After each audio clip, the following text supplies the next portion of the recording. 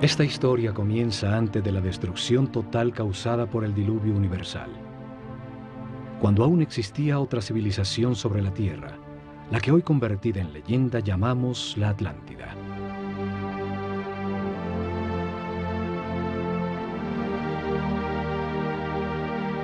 Tenían una sabiduría producto de la evolución de la conciencia del hombre durante miles de años, de las verdades comprendidas sobre el funcionamiento del universo y del proceso que llamamos vida.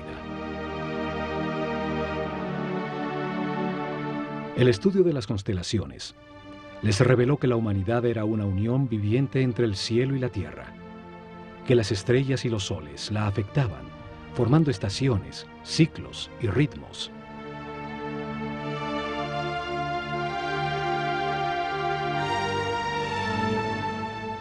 Sabios sacerdotes de la Escuela de Conocimiento de Naakal, en la Atlántida, descubrieron que el planeta estaba en los momentos finales de uno de estos ciclos.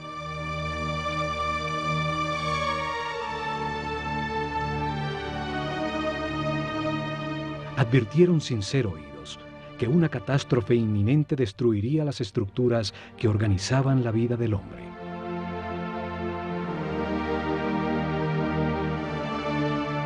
Sin apoyo del grueso de la población, construyeron unos pocos barcos cerrados por todos los lados y los protegieron con campos electromagnéticos de fuerzas que podían penetrar y disolver la materia.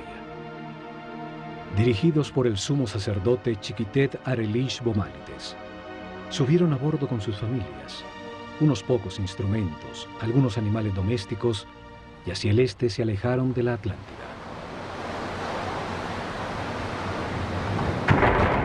El planeta se estremeció. Los cielos se derritieron y las aguas arrasaron los continentes, borrando casi todo rastro de su civilización.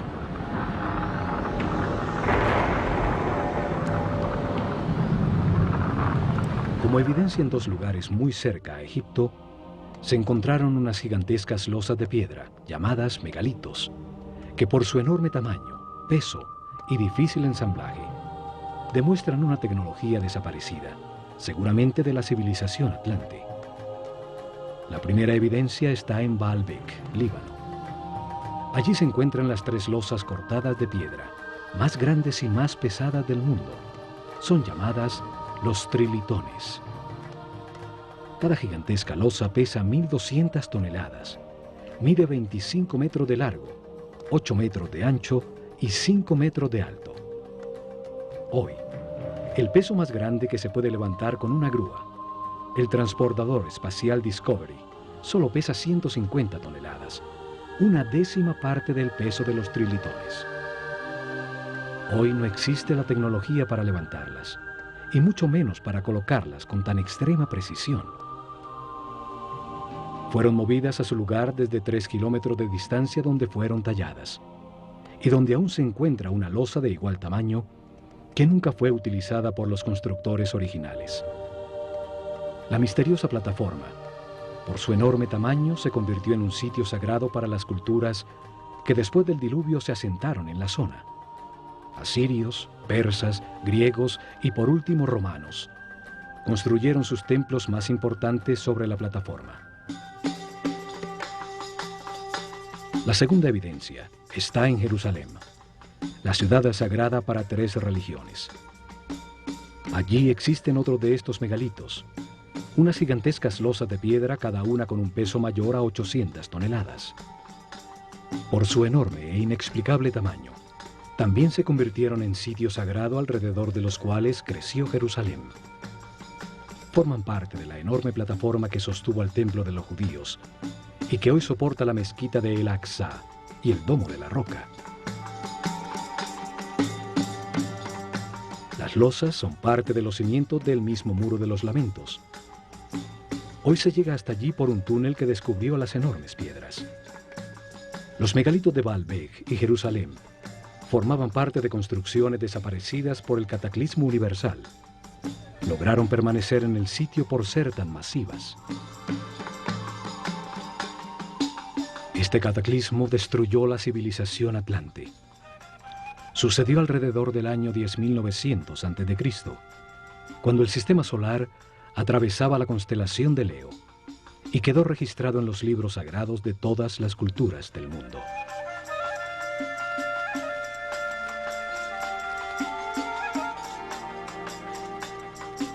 Cuando el equilibrio se recuperó, los sacerdotes sobrevivientes al cataclismo desembarcaron en el centro de la superficie terrestre, en el sitio donde sabían que confluyen las fuerzas telúricas del planeta.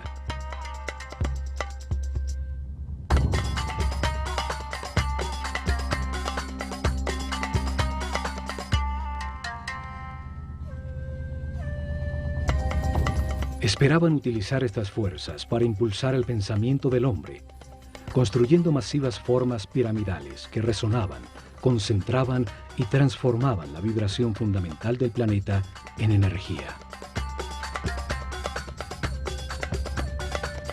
Seres muy avanzados espiritualmente tenían un concepto de progreso que no estaba basado en la adquisición de comodidades materiales, sino en lograr la paz y la armonía interior, en transformar un limitado hombre animal en un superhombre.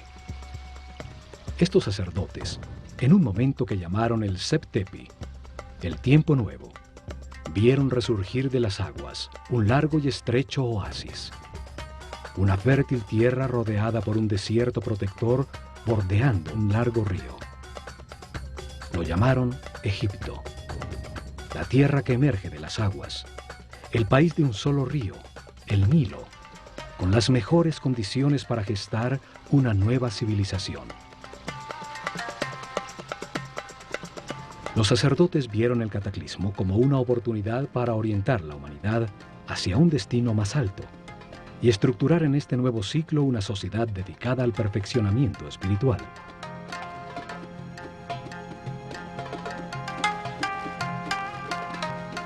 La Esfinge demuestra los enormes ciclos de tiempo que consideraban en sus planes. Su forma de león, con cabeza de hombre, resalta el ciclo comprendido entre la era de Leo y la de Acuario, los tiempos de influencia de la nueva civilización. Veían la vida como un proceso diseñado por Dios, en el que el hombre reencarna sucesivamente para perfeccionarse y ascender en las jerarquías del universo. El espíritu del hombre que no comprende al Creador, ni la razón del universo o de su propia existencia, se encarna en un cuerpo para tener experiencias que le permitan adquirir sabiduría y comprensión. En el sitio donde reencarna y experimenta todo, tiene dos extremos opuestos. Es un universo polarizado y dual, que permite la comparación entre las partes para comprender cuál es verdad. Se aprende al vivir en carne propia el resultado de cada decisión y comportamiento en la vida. El sufrimiento permite entender la felicidad. La angustia permite entender la paz. A lo largo de muchas vidas, de comparar los dos extremos se comprende que lo único verdadero está en el centro, en la neutralidad del amor. A través de la reencarnación, el hombre comprende poco a poco. Se transforma en un ser respetuoso de todo lo que existe. Comprende que todo tiene su función. Acepta que todas las circunstancias, aún las más difíciles, son perfectas, pues son lecciones para el perfeccionamiento espiritual. Vida tras vida, el hombre va ascendiendo de nivel, tiene más información, permanece en paz y armonía, maneja más energía vital, se transforma en un ser tolerante y respetuoso que accede a mayores poderes. Comprende que en el universo dual, en las circunstancias contradictorias, lo único que no tiene polaridad es el amor. El amor es neutro, como Dios. Con el zodíaco de Denderá, enseñaron que este proceso de aprendizaje toma a cada espíritu un ciclo cósmico, 12 eras zodiacales.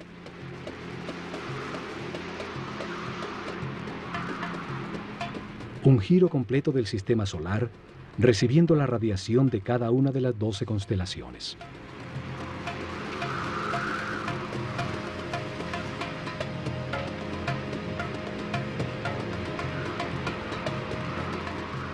Durante estos 25.920 años, reencarna 700 veces en distintos cuerpos, lugares, tiempos, circunstancias, condiciones y personalidades.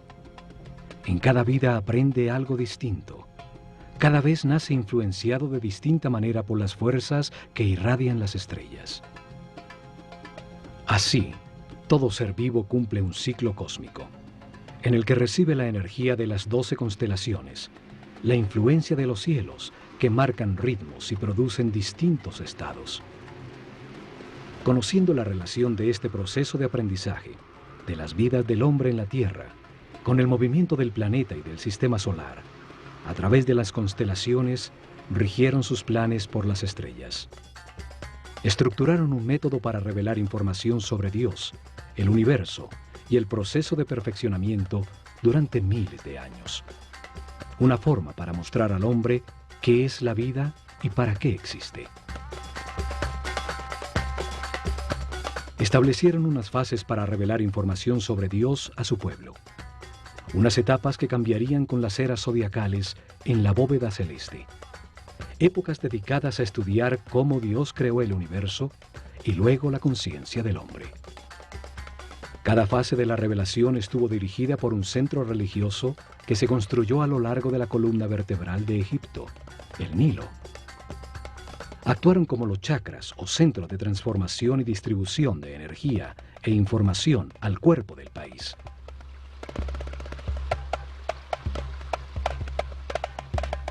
Desarrollaron en 4 épocas, 4 centros religiosos, cada uno dedicado a explicar y lograr comprensión en el pueblo sobre una fase del Génesis. Cada uno dedicado a un momento distinto del único Dios, con nombres y formas simbólicas distintas.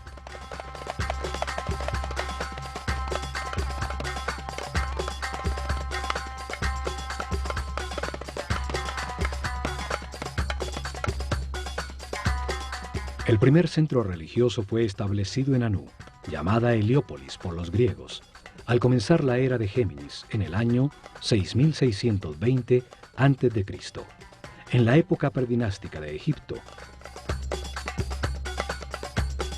Una era dedicada a la simetría en el arte y en la arquitectura. Fue dedicado a revelar información sobre las características, cualidades y significado de un Dios absoluto, el único Dios, la causa original, el todo, al que llamaron Atum-Ra, la unidad homogénea, estática, antes de manifestar el universo. El segundo centro religioso fue establecido en Memphis, al comenzar la era de Tauro, en el año 4460 a.C. Fue dedicado a revelar información de otro momento de Dios, cuando manifiesta al universo, los planetas y los soles, cuando activa su voluntad, su energía divina y crea la materia. Llamaron Ptah a esta característica creadora de Dios. Durante esta época se nota la influencia de Mentú, el toro que representa la era de Tauro, en todo Egipto, aún en los nombres de los faraones. El tercer centro religioso fue creado en Hermópolis, dedicado a Tot. Así llamaron al único Dios, cuando multiplica la creación sobre la tierra con la diversidad de la naturaleza, las plantas y los animales. El cuarto centro religioso fue establecido en Tebas con la llegada de la época de Aries, el Ram, en el año 2300 a.C. Fue dedicado a revelar información sobre las características, cualidades y significado de Dios cuando crea a su imagen y semejanza la conciencia del hombre. Lo llamaron Amón-Ra. En esa época se da el momento culminante de la civilización. Se construyen cientos de templos donde las figuras de carneros predominan y los faraones incorporan Amón y Ram a su nombre.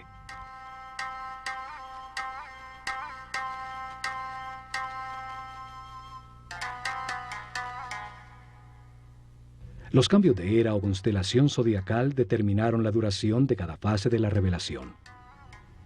El pueblo comprendió poco a poco que existe un solo Dios, que por sus características y momentos distintos en que crea el universo y al hombre, tiene nombres distintos. Crearon una escuela de misterios para transmitir su conocimiento, garantizando sacerdotes sucesores de su casta que continuaran el proceso de revelación. Alrededor de los templos y centros religiosos desarrollaron el país. En su interior se dedicaron a transformar a los iniciados en seres respetuosos, capaces de guiar a su pueblo y manejar las fuerzas fundamentales de la naturaleza.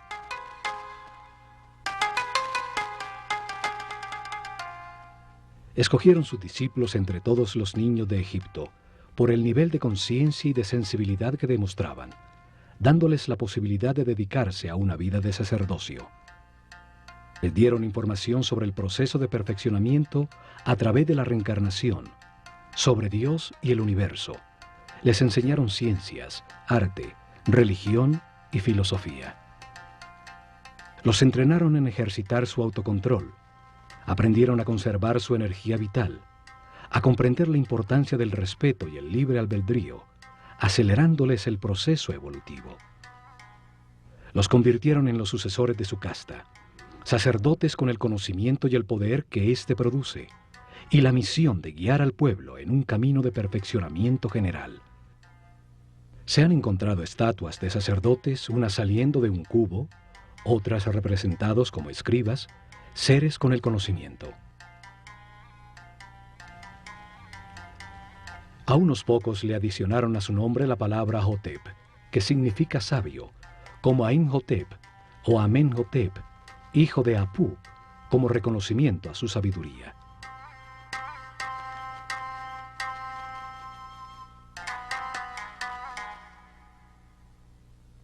Es en los templos donde concentraron el conocimiento, el poder, la riqueza material y espiritual. Desde allí impulsaron la organización desde la nada de la civilización egipcia.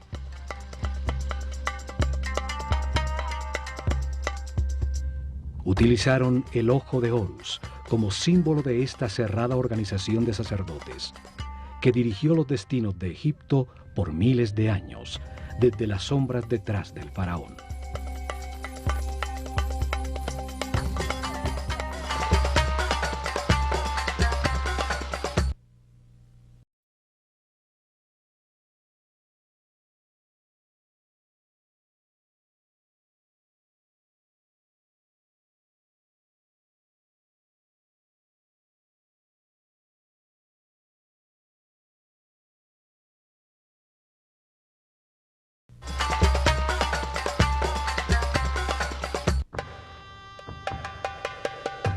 La Escuela de Misterios utilizó el ojo de Horus como su símbolo, una firma que aparece en los muros de todos los templos de Egipto.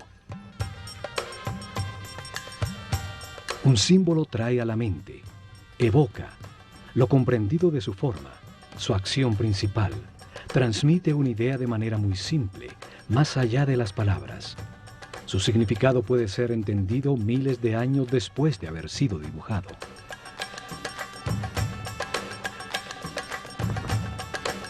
Los ojos son el sentido del sol, el origen de la vida.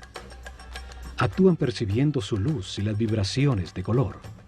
Transmiten a la mente la intensidad y la fuerza del fuego. Los ojos son las terminaciones nerviosas que perciben la voluntad divina, la intensidad de la luz, la fuerza de Dios que los egipcios llamaban Fi. La fuerza que condensa el espíritu en la materia, dando lugar al universo, el sitio de experimentación de la conciencia. Son los únicos nervios que salen a la superficie del cuerpo y que podemos observar en su funcionamiento vital. Florecen dentro de esferas llenas de un líquido blanco cristalino.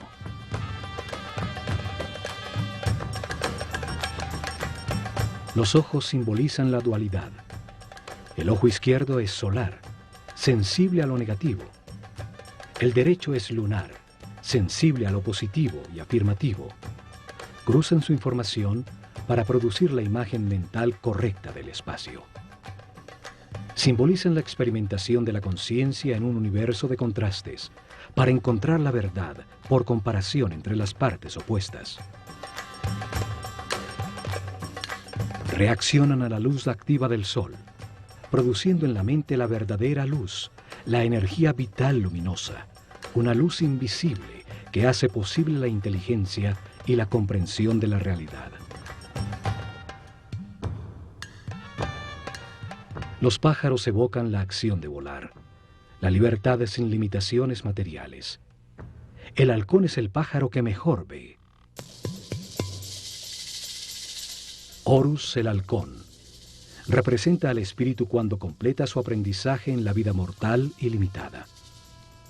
Cuando comprende las verdades del universo, porque las ha verificado en muchas vidas, y se eleva sobre las limitaciones materiales, sobre el tiempo y el espacio.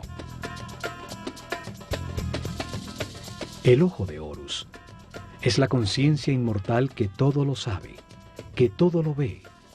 Puede volar muy alto sobre todo lo que existe o fijar su atención en cualquier detalle. Evidentemente, los sabios sacerdotes se veían como los observadores y los guías de un proceso de perfeccionamiento hacia la luz. Por eso su símbolo era el ojo de Horus, el ojo que todo lo ve.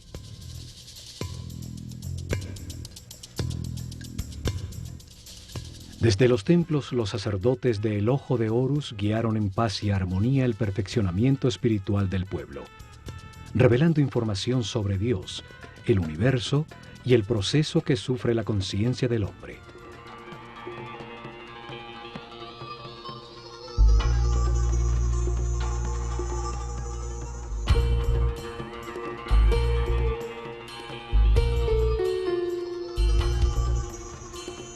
Protegido del exterior por altísimos muros, cada templo era un enorme complejo donde vivieron miles de personas, hombres y mujeres por igual, pues no había distinción de sexo. Dedicaban por lo menos 21 años de su vida a recibir información y entrenamiento para convertirse en sacerdotes o sacerdotisas. El proceso de aprendizaje se realizó en distintos templos, donde permanecían por largos periodos mientras recibían la información que contenían, el entrenamiento correspondiente a ese nivel y las pruebas de autocontrol para avanzar al siguiente nivel en otro de los templos sobre el Nilo.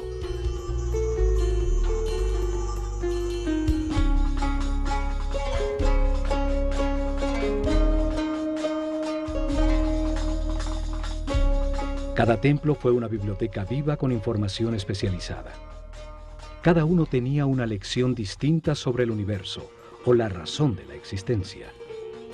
Cada templo contenía en su interior un tema sagrado distinto con información que da sentido a todo lo creado.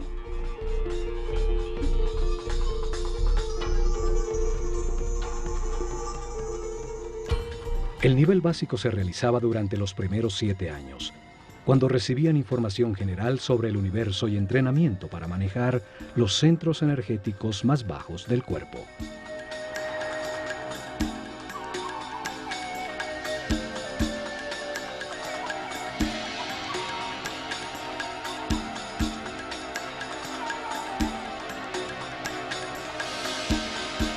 Tenían templos como el de Komombo, dedicados a entender la necesidad de un universo dual y polarizado, para permitir a la mente comparar entre extremos opuestos y así comprender qué es verdad.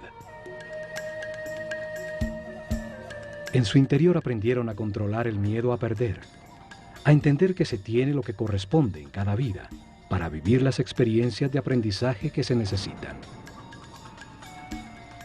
Tenían instalaciones para despertar el miedo a la muerte, aprender a controlarlo y entender que la muerte es solo un paso a otra experiencia de aprendizaje. En túneles con agua y cocodrilos, grandes alturas, sitios cerrados con serpientes, los iniciados probaban su determinación.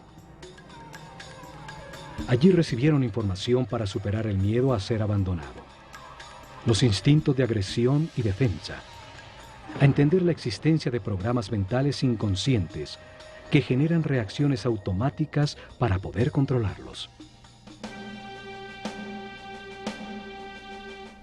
En el templo de Luxor, en Tebas, se transmitieron los conocimientos que tenían sobre el funcionamiento del cuerpo y entrenamiento para lograr que la conciencia no se identificara con él.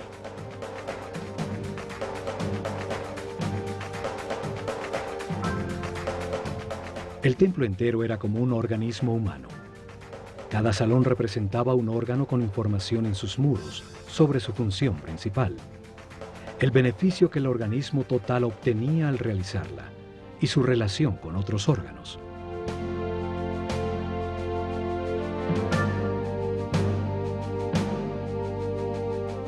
En su interior realizaron ejercicios de concentración y de movimiento, guiando su mente a cada órgano, hasta que hicieron consciente el cuerpo entero y lo manejaron a voluntad como un excelente instrumento.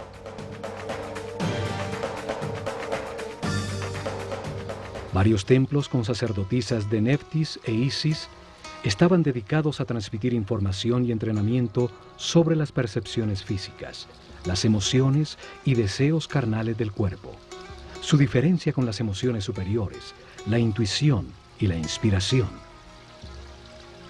Aprendieron a transmutar las pasiones y las sensaciones del cuerpo con el poder del espíritu, a elevar su conciencia y su vibración vital, a solicitar y canalizar la energía e inspiración de espíritus en planos más evolucionados para despertar su creatividad.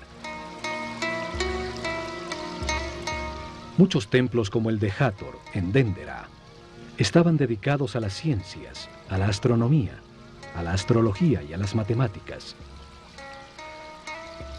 En su azotea se dedicaron a registrar los cielos, a entender las distintas energías que emite cada constelación y los efectos que produce.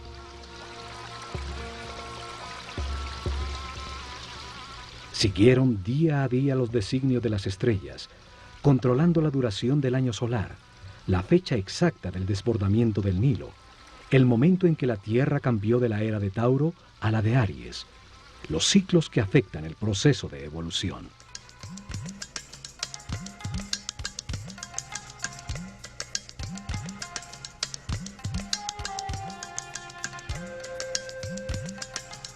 Luego de recibir información dirigida a la razón y entrenamiento para controlar sensaciones, emociones y pensamientos, dedicaban otros 7 años al lado derecho del cerebro, a la inteligencia del corazón, a encontrar la diferencia entre el pensar y el meditar.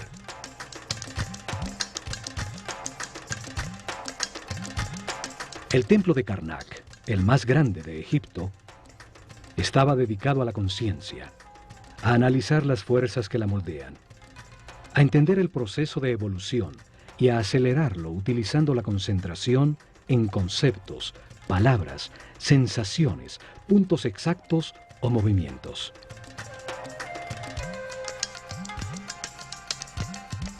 Aprendieron a concentrarse en sí mismos, a diferenciar entre el yo superior y el ego, a identificarse con un ser u objeto externo hasta sentir y transformarse en lo que se piensa.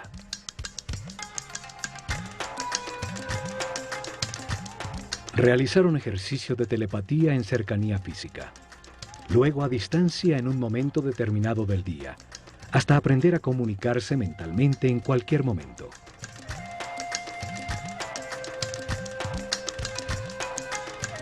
Recibieron información sobre el tiempo y entrenamiento para vivirlo como un eterno presente.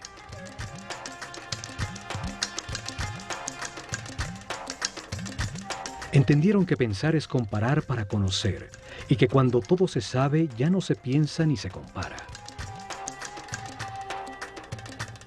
Aprendieron a cambiar de estado o nivel vibratorio, a manejar las circunstancias externas, logrando el equilibrio emocional como una decisión mental interna.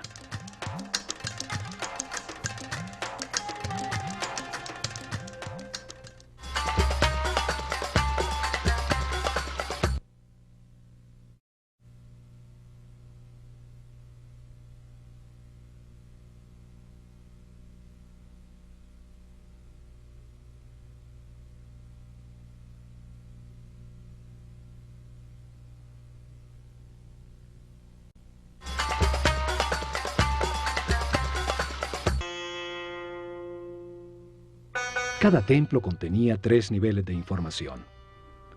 Era una manera para revelar información simultáneamente a hombres con distintos niveles o estados evolutivos. El primer nivel transmitía información básica dirigida al pueblo. Cada templo contaba una sencilla historia llena de símbolos y personajes fantásticos.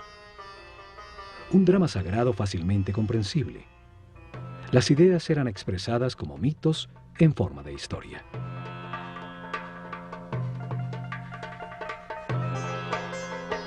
El mito, la historia fantástica, fue utilizada como un método para revelar al hombre un mundo que solo entiende imperfectamente. Los mitos cobran vida con solo creer en ellos.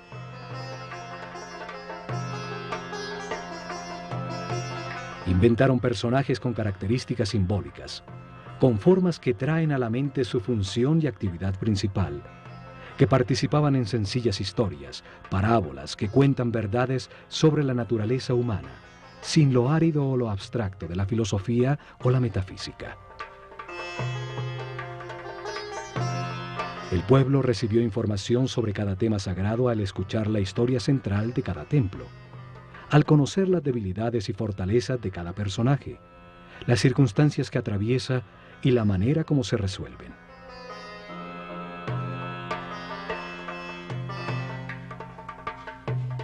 Utilizaron un segundo nivel de información dirigido a los discípulos, seres con un nivel espiritual más elevado, y a los que se les explicaba directamente el mismo tema sagrado, de una manera más concreta y profunda.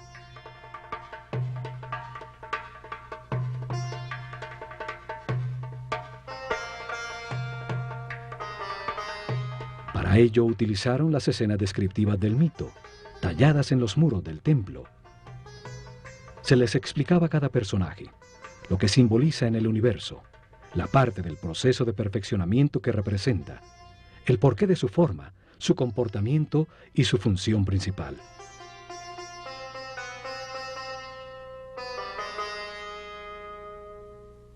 La sabiduría de los sacerdotes de El Ojo de Horus es evidente en la historia que cuenta cada templo, en las formas que utilizaron como símbolos. El solo verlos trae a la mente la acción vital que representan o la cualidad que se gana al hacerla. Al utilizar hombres con cabeza de animal como símbolos, los transforman en ideas que evocan la característica vital del animal. Traen a la mente la función que el animal cumple en el universo.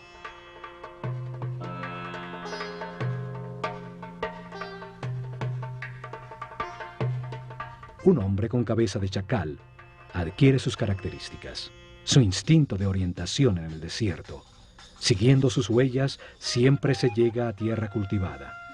Es entonces un excelente guía. Cada símbolo evoca una comprensión. La forma simple de un pájaro evoca en la mente el vuelo, la libertad. Un disco solar sobre la cabeza de un hombre habla de su claridad, de la sabiduría que irradia, de la información que tiene, del nivel de su conciencia.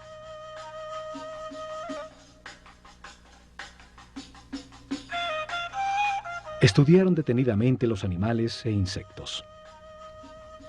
Así recolectaron un profundo conocimiento sobre su vida, sobre su actividad principal, sobre sus características vitales, los hábitos que desarrollaba para lograrlo, su dieta alimenticia, la duración de su gestación, sus hábitos sexuales, el sentido principal de su existencia.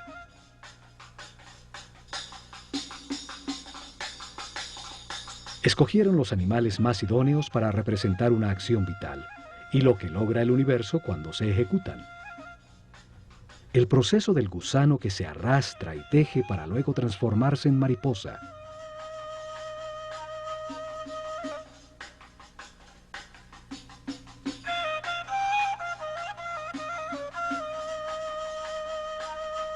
Entre todos los pájaros, el halcón es el que mejor ve. Tiene un cerebro óptico, con la vista más perfecta y desarrollada. Por eso es escogido como símbolo para representar esa función vital, el sentido de la vista. Una figura humana con cabeza de halcón es un ser que todo lo ve, que domina el panorama, viendo perfectamente cada uno de los detalles en los que enfoca su atención.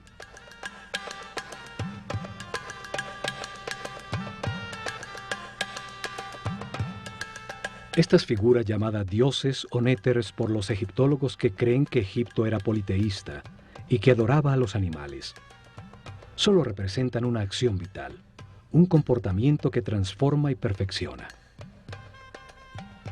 Cada acción importante de la vida tiene un símbolo que la representa. Comunica la transformación que ocurre en la esencia del individuo que la ejecuta, lo que se obtiene. Un par de brazos indican adoración, unas piernas la acción de caminar, una boca la acción de hablar.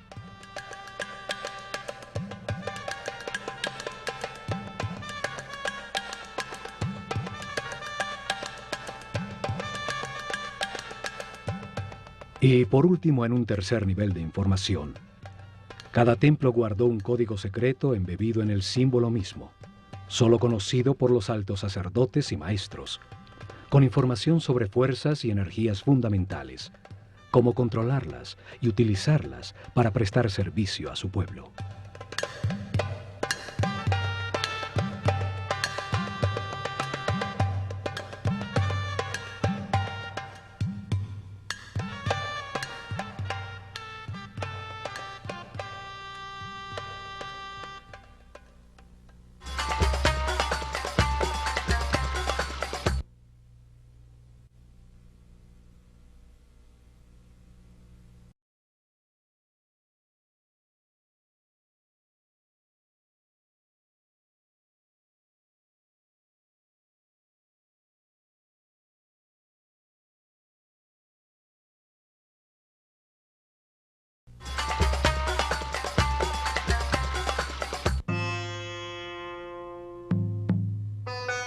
En templos como el de Horus en Edfu, el sumo sacerdote dirigió a los discípulos más evolucionados a desplazar su conciencia en el tiempo, abriendo el inconsciente para revivir y comprender las vidas pasadas en su proceso de reencarnación. El sumo sacerdote siempre fue un ser muy avanzado en el camino espiritual. No se identificaba con el cuerpo, conocía perfectamente su funcionamiento y qué energías utilizar para equilibrarlo.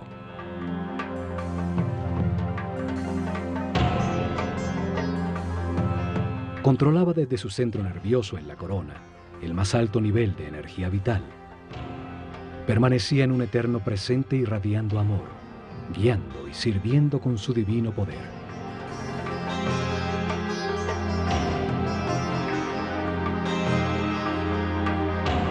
La materia solo recibe, se contrae.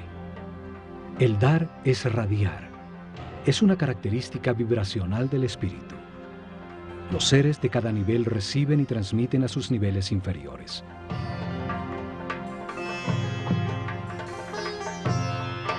En sus salones entendieron que la realidad está compuesta de 7 niveles de energía vibracional, 7 corrientes energéticas con 7 distintos niveles de poder o fuerza.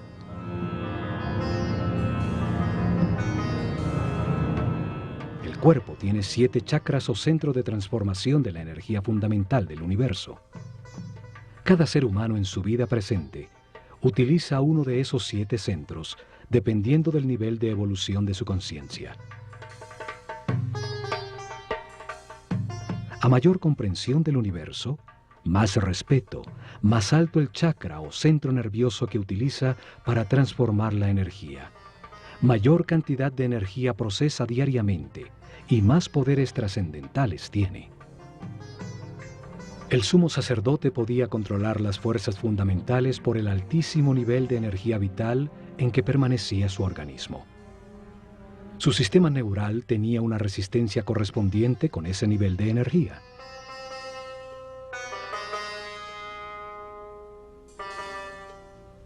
Así, en todos los templos de Egipto, los iniciados recibieron información y entrenamiento. Aumentaron paulatinamente su nivel de energía vital y de manera correspondiente el nivel de resistencia de los nervios de su cuerpo.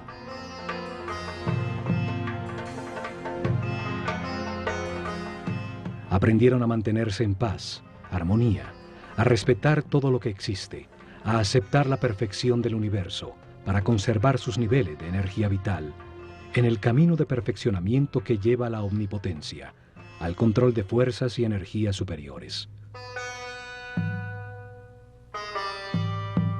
Una intensa preparación física, mental y espiritual que terminaba con el momento de experimentar la totalidad y la nada, lo manifestado y lo inmanifestado, y recibir en una pirámide una poderosa energía que permite vislumbrar el séptimo nivel de conciencia. Durante la era de Tauro, se dedicaron a experimentar con una forma piramidal de tecnología resonante que transformaba las vibraciones del planeta en energía. Un conocimiento heredado que había de llevar a la práctica.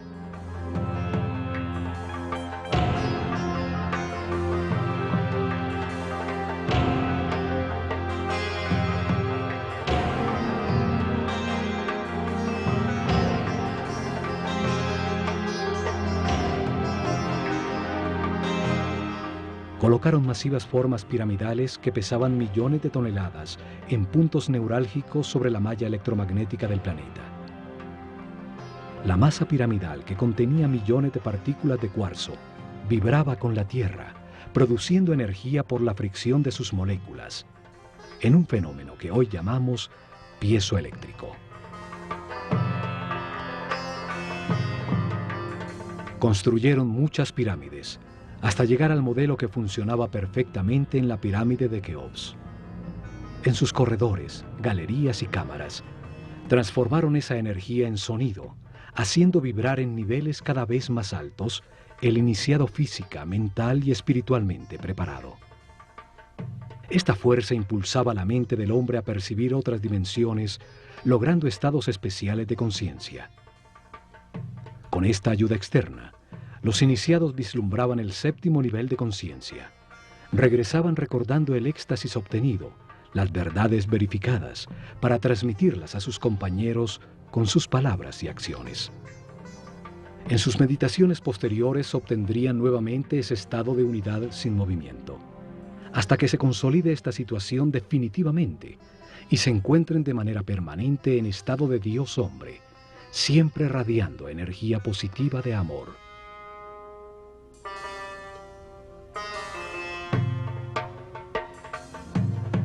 Los conocimientos sobre las formas puras del universo, los bloques básicos con los que se organiza la energía y la materia, fueron fundamentales para el desarrollo de la civilización egipcia.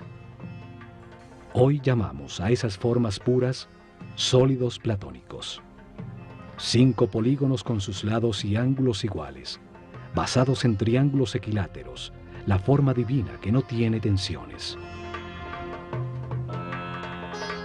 Utilizando estas formas pudieron producir efectos de resonancia y concentración energética para elevar la percepción de la conciencia, para lograr efectos de superconductividad con los que se anula la fuerza de gravedad.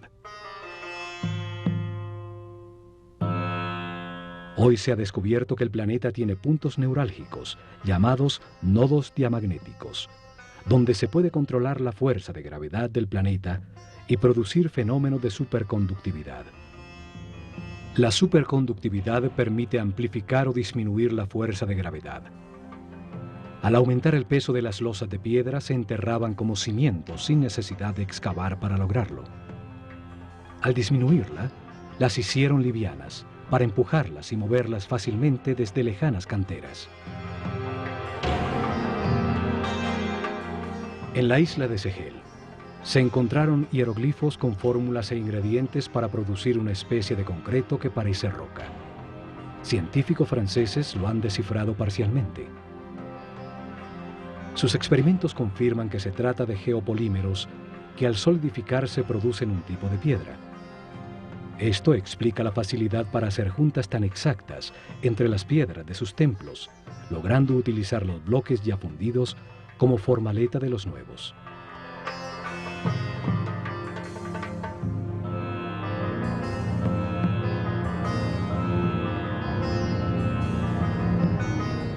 Pero lo más importante fue su visión de que la vida es un proceso diseñado por Dios para ampliar la conciencia del hombre. Que el espíritu del hombre se encarna repetidamente en un cuerpo para comprender la armonía por los resultados de sus decisiones.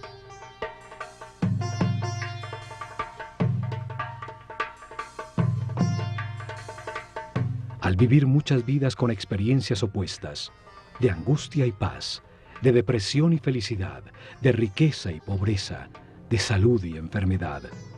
Comprende la razón de su existencia y termina con las limitaciones materiales, transformándose en un superhombre inmortal. Un ser que no pierde en la muerte la conciencia o la información acumulada. Un espíritu sabio al final de un proceso que sube otro peldaño más en la perfección del universo.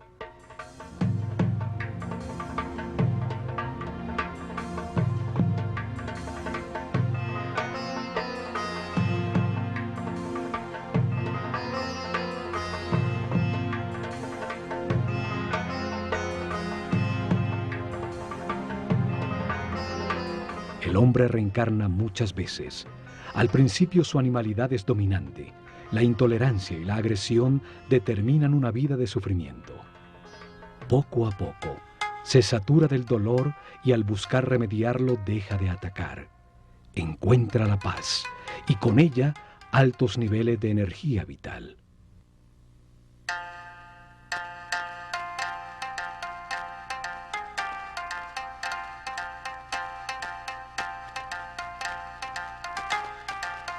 Con la información del proceso de perfeccionamiento y de las leyes que lo regulan, los egipcios mejoraron su vida.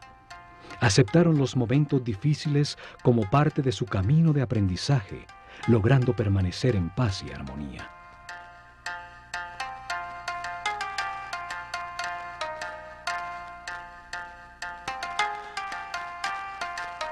Los templos se revelaron como hombres en un mundo de dolor. Podían transformarse en seres sin limitaciones físicas, con conocimientos para transmutar la materia y trasladarse libremente en el tiempo y en el espacio. En medio de las contradicciones de cada vida se aprende algo y se renace un poco más sabio. En la polaridad entre la luz y la oscuridad, entre el miedo y el amor, se aprende a encontrar la paz y la armonía, a mantener la energía vital.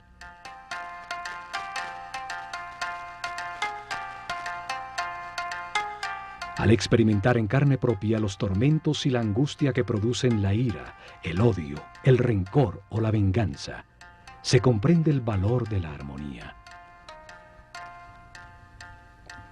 Al comprender que cada decisión produce paz o sufrimiento, se puede pasar del infierno de la vida al cielo de la misma. El pueblo entendió que todas las acciones de la vida diaria, pescar, sembrar, cosechar, son una manera de acercarse a Dios, de ser más perfectos cada día. Lograron una comunidad en paz y una felicidad tal, que cuando el historiador griego Heródoto visitó Egipto en el año 500 a.C., no pudo menos que afirmar: de todas las naciones de la tierra, los egipcios son los más felices, sanos y religiosos.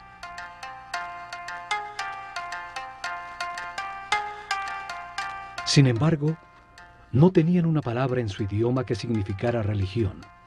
No veían ninguna diferencia entre lo sacro y lo mundano. Se veían como los encargados de comprender que Dios, el universo y el hombre forman una unidad manifestada por amor.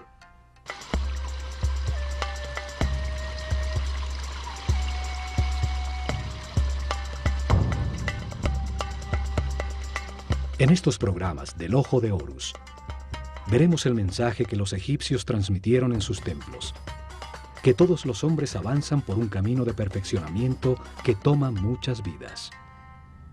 Unos están más evolucionados que otros, pero todos llegarán a la inmortalidad y a la conciencia permanente, solo aprendiendo a ser flexibles, a aceptar las circunstancias y a respetar a todos los seres que nos rodean.